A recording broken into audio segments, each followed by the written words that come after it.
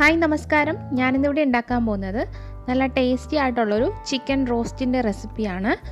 അതെങ്ങനെയാണ് ഉണ്ടാക്കുന്നതെന്ന് നോക്കാം. അതിനു മുന്നേ ആദ്യമായിട്ടാണ് നിങ്ങൾ ഈ ചാനൽ കാണുന്നതെങ്കിൽ പ്ലീസ് ഒന്ന് സബ്സ്ക്രൈബ് ചെയ്യുക. തൊട്ടടുത്തുള്ള ബെൽ ബട്ടണും കൂടി ഒന്ന് എനേബിൾ ചെയ്യുക. ചിക്കൻ റോസ്റ്റ് ഉണ്ടാക്കുന്നതിനായിട്ട് ആദ്യം തന്നെ ഒരു കടായി വെക്കുക.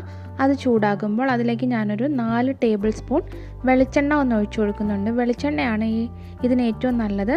അതിലേക്ക് ഞാനൊരു 3 മീഡിയം സൈസ് സവോള ചെറുതായിട്ട് അരിഞ്ഞത് ഒന്ന് ചേർത്ത് കൊടുക്കുന്നുണ്ട്. മീഡിയം ഫ്ലെയിമിൽ വേണം നമ്മൾ തീ വെക്കാനായിട്ട്. എന്നിട്ട് ഈ സവാള നന്നായിട്ടൊന്ന് വഴറ്റി കൊടുക്കുക.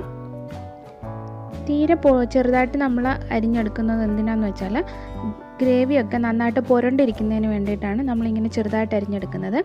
ഇനി അതിലേക്ക് ഞാൻ ആവശ്യത്തിന് ഉപ്പും കൂടി ചേർത്ത് കൊടുക്കുന്നുണ്ട്. സവാള പെട്ടെന്നൊന്ന് വഴണ്ട് വരുന്നതിന് വേണ്ടിയിട്ടാണ് നമ്മൾ ഉപ്പ് ചേർത്ത് കൊടുക്കുന്നത്. ഈ സവാള ചെറുതായിട്ടൊന്ന് വഴണ്ട് വരുമ്പോൾ ഞാൻ ഇതിലേക്ക് ഒരു 2 ടേബിൾ സ്പൂൺ ജിഞ്ചർ ഗാർലിക് പേസ്റ്റും കൂടി ഒന്ന് ചേർത്ത് കൊടുക്കുന്നുണ്ട്.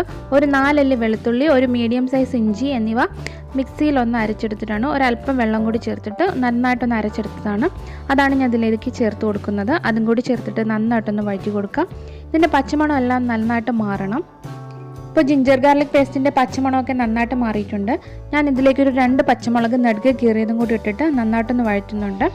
ഇനി ഇതിലേക്ക് ഒരു 100 ഗ്രാം ചെറിയ ഉള്ളി ചെറുതായിട്ടൊന്ന് നീളത്തിൽ അരിഞ്ഞതും കൂടി ഒന്ന് ചേർത്ത് കൊടുക്കുന്നുണ്ട്. അതും കൂടി ചേർത്തിട്ട് നന്നായിട്ടൊന്ന് മിക്സ് ചെയ്ത് കൊടുക്കുക. ഈ ചെറിയ ഉള്ളി സവാളയുടെ കൂട്ടത്തിൽ കിടന്ന് നന്നായിട്ടൊന്ന് വഴണ്ട് വരണം. ഇനി ഇതിലേക്ക് ഞാൻ കുറച്ച് കറിവേപ്പിലയും കൂടി ഈ സമയത്തൊന്ന് ചേർത്ത് കൊടുക്കുന്നുണ്ട്.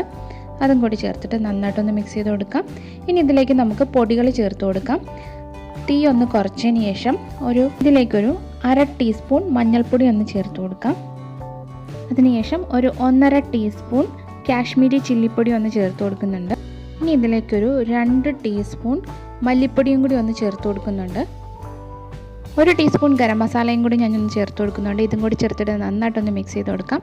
മീഡിയം ടു ലോ ഫ്ലെയിമിൽ വെച്ചിട്ട് വേണം നമ്മൾ ഈ പൊടിയൊക്കെ ഒന്ന് മൂപ്പിച്ചെടുക്കാനായിട്ട്. പൊടിയൊക്കെ മൂത്ത് നല്ലൊരു മണം വരുന്നത് വരെ നമുക്കിതൊന്ന് മിക്സ് ചെയ്തെടുക്കാം. ഞാനൊരു മീഡിയം സൈസ് ടൊമാറ്റോ ഒരു മിക്സിയുടെ ജാറിലേക്ക് ഇട്ടിട്ട് വെള്ളം ഒന്നും ചേർക്കാതെ നന്നായിട്ടൊന്ന് അരച്ചെടുത്തിട്ടുണ്ട്.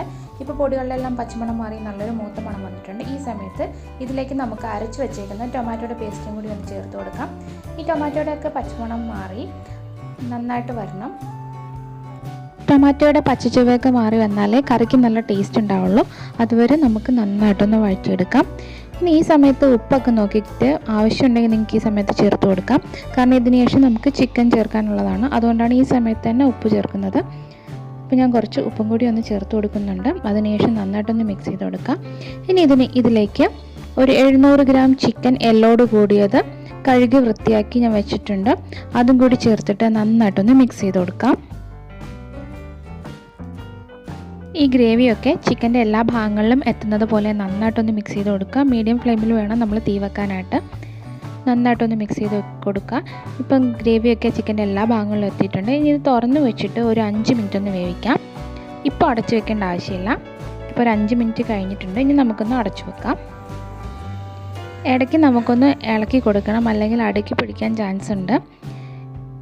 ഇപ്പോൾ ചിക്കൻ ഒന്ന് ചെറുതായിട്ടൊന്ന് ചൂടായി വരുന്നുണ്ട്. ചിക്കൻ്റെ ഉള്ളിൽ നിന്ന് വെള്ളമൊക്കെ ചെറുതായിട്ടൊന്ന് ഇറങ്ങി വന്നിട്ടുണ്ട്.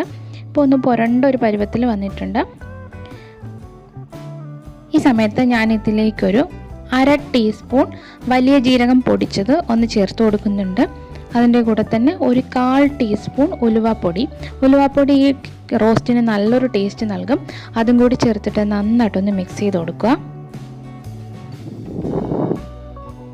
ഇനി ഇതിലേക്ക് കുറച്ച് കറിവേപ്പിലയും കൂടി ഞാനൊന്ന് ഇട്ട് കൊടുക്കുന്നുണ്ട്. നന്നായിട്ടൊന്ന് മിക്സ് ചെയ്തിട്ട് ഞാൻ ഇതിലേക്കൊരു 1/2 ഗ്ലാസ് ചൂടുവെള്ളം കൂടി ഒന്ന് ഒഴിച്ചു കൊടുക്കുന്നുണ്ട്. ചൂടുവെള്ളം തന്നെ ഒഴിക്കണം.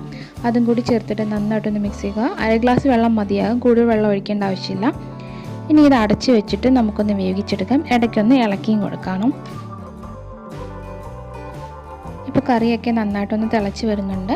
ഇനി ഇതൊന്ന് മിക്സ് ചെയ്ത് കൊടുക്കാം. ഈ ഗ്രേവിയൊക്കെ നന്നായിട്ടൊന്ന് കുറുകി വന്നിട്ടുണ്ട്. ചിക്കൻ ഏകദേശം ഒന്ന് വെന്തിട്ടുണ്ട്. കുറച്ചും കൂടി ഒന്ന് വേകാനുണ്ട്. ഇനി നമുക്ക് ഓപ്പൺ ചെയ്ത് വെച്ചിട്ട് തന്നെ വേവിച്ചാൽ മതി, അടച്ച് വയ്ക്കേണ്ട ആവശ്യമില്ല. ഇപ്പം കറിയൊക്കെ ഒന്ന് ഡ്രൈ ആയിട്ട് വരാൻ തുടങ്ങിയിട്ടുണ്ട്. ഇനി നമുക്ക് ജസ്റ്റ് ഇതൊന്ന് ഇളക്കി കൊടുക്കണം, അല്ലെങ്കിൽ അടുക്കി പിടിക്കാൻ ചാൻസ് ഉണ്ട്. ഇപ്പോൾ കറിയൊക്കെ നന്നായിട്ടൊന്ന് കുറുകി ഗ്രേവിയൊക്കെ നന്നായിട്ടൊന്ന് പുരണ്ട് വന്നിട്ടുണ്ട്.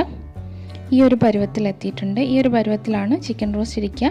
ഇനി നമുക്ക് ഇതിലേക്ക് ഒരു 1/4 ടീസ്പൂൺ പഞ്ചസാര ഞാനൊന്ന് ചേർത്ത് കൊടുക്കുന്നുണ്ട്. അത് ഓപ്ഷണലാണ്, നിങ്ങൾക്ക് ഇഷ്ടമുണ്ടെങ്കിൽ മാത്രം ചേർത്താൽ മതി. പക്ഷേ അത് ചേർത്താൽ ഈ ചിക്കൻ റോസ്റ്റിന് നല്ലൊരു ടേസ്റ്റ് ഉണ്ടാകും. ഇനി ഇതിലേക്ക് കുറച്ച് മല്ലിയില ചെറുതായിട്ട് അരിഞ്ഞ് വന്നിട്ട് കൊടുക്കുന്നുണ്ട്. പിന്നെ കുറച്ച് കറിവേപ്പില, ഇത്രയും കൂടി ചേർത്തിട്ട് നന്നായിട്ടൊന്ന് മിക്സ് ചെയ്ത് കൊടുക്കാം. ഉപ്പൊക്കെ വേണമെങ്കിൽ നോക്കിയിട്ട് ഈ സമയത്തൊന്ന് ചേർത്ത് കൊടുക്കാം. ഇനി നമുക്ക് ഗ്യാസ് ഓഫ് ചെയ്യാം. പുലാവ്, ചപ്പാത്തി, പൊറോട്ട അങ്ങനെ എല്ലാത്തിൻ്റെയും കൂടെ കഴിക്കാൻ പറ്റുന്ന നല്ല ടേസ്റ്റി ആയിട്ടുള്ളൊരു ചിക്കൻ റോസ്റ്റാണിത്.